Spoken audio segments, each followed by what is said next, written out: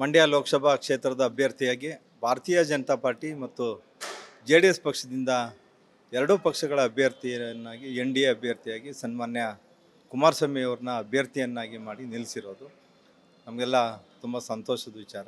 ನಾವು ಭಾರತೀಯ ಜನತಾ ಪಾರ್ಟಿಯಿಂದ ನಮ್ಮ ಸಾಲಿಗ್ರಾಮ ತಾಲೂಕಿನ ಅಧ್ಯಕ್ಷರು ತಿಲಕ್ ಅಂತೇಳಿ ಮತ್ತು KR ನಗರ ತಾಲೂಕಿನ ಅಧ್ಯಕ್ಷರು ಧರ್ಮ ಅಂತೇಳಿ, ಸೊ ನಾವೆಲ್ಲ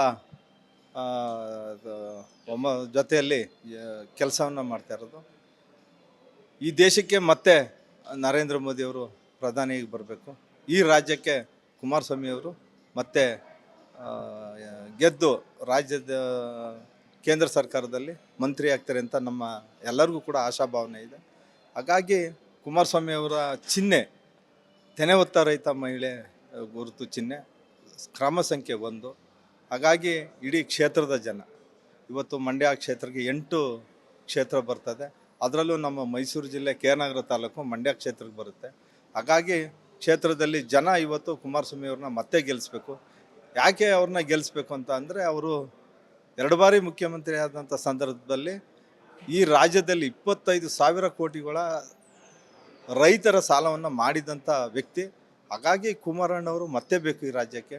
ಕುಮಾರಣ್ಣ ಮತ್ತೆ ಕೇಂದ್ರದಲ್ಲಿ ಕೃಷಿ ಸಚಿವರಾಗಿ ರೈತರ ಒಂದು ಏಳಿಗೆಗೆ ದುಡಿತಾರೆ ಅಂತ ಎಲ್ಲ ಆಶಾಭಾವನೆಯನ್ನು ಇಟ್ಕೊಂಡಿದ್ದಾರೆ. ಹಾಗಾಗಿ ಕುಮಾರಣ್ಣವರು ಸುಮಾರು ಈ ಕ್ಷೇತ್ರ 2-3 ಲಕ್ಷದಿಂದ ಗೆಲ್ಲೋದು ಗ್ಯಾರಂಟಿ. ಯಾಕೆಂದರೆ ನಾವೆಲ್ಲ ಹಿಂದೆ JDS ಪಕ್ಷದವರೆಲ್ಲ ಕೂಡ ದೇವೇಗೌಡರು ಫೋಟೋ, ಕುಮಾರಣ್ಣನ ಫೋಟೋ ಮಡಿಕೊಂಡು ಚುನಾವಣೆಯನ್ನು ಎದುರಿಸ್ತಾ ಇದ್ದೋ. ಇವತ್ತು ಕುಮಾರಣ್ಣನೇ ನಿಂತಿರೋದ್ರಿಂದ ಎಲ್ಲ ಜನರು ಕೂಡ ಅಂಥ ಹೃದಯವಂತ, ಅಂಥ ತಾಳ್ಮೆ ಇರುವಂಥ ವ್ಯಕ್ತಿ ಇವತ್ತು ನಿಂತಿದ್ದಾರೆ. ಆ ದೇವರೇ ಇವತ್ತು ಚುನಾವಣೆಗೆ ನಿಂತಿದ್ದಾರೆ ಅಂತ ಜನ ಇವತ್ತು ಮತದಾರರು ಮಾತಾಡ್ಕೊತಾ ಇದ್ದಾರೆ. ಹಾಗಾಗಿ ಎಲ್ಲ ಕಡೆ 8 ಕ್ಷೇತ್ರದಲ್ಲೂ ಕೂಡ ಕುಮಾರಣ್ಣನ ಬಗ್ಗೆ ಒಲವು ಜಾಸ್ತಿ ಆಗಿದೆ, ದಿನೇ ದಿನೇ ಜಾಸ್ತಿ ಆಗ್ತಾ ಇದೆ. ಮತ್ತು ಮೋದಿ ಬಗ್ಗೆ ನೀವು ಇವತ್ತು ನಮ್ಮನ್ನು ಕೇಳ್ತಾ ಇದ್ದೀರಿ, ಅದೇ ಥರ ನೀವು ಯಾವ ಹಳ್ಳಿಗೆ ಹೋಗಿ ಮೈಕ್ ಹಿಡೀರಿ, ಯಾರಿಗೆ ಓಟ್ ಹಾಕ್ತೀರಿ ಅಂದಾಗ ನಾವೆಲ್ಲ ಮೋದಿಗೆ ಮತವನ್ನು ಕೊಡ್ತೀವಿ. ಕ್ಯಾಂಡಿಡೇಟ್ ಯಾರಾಗಿರಲಿ ನಮಗೆ ಮತ್ತೆ ಮೋದಿ.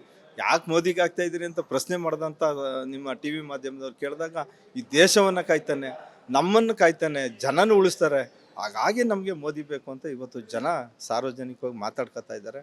ಹಾಗಾಗಿ ಇವತ್ತು ಕುಮಾರಸ್ವಾಮಿ 2-3 ಲಕ್ಷದಿಂದ ಅಂತರದಿಂದ ಈ ಸರಿ ಗೆಲ್ತಾರೆ.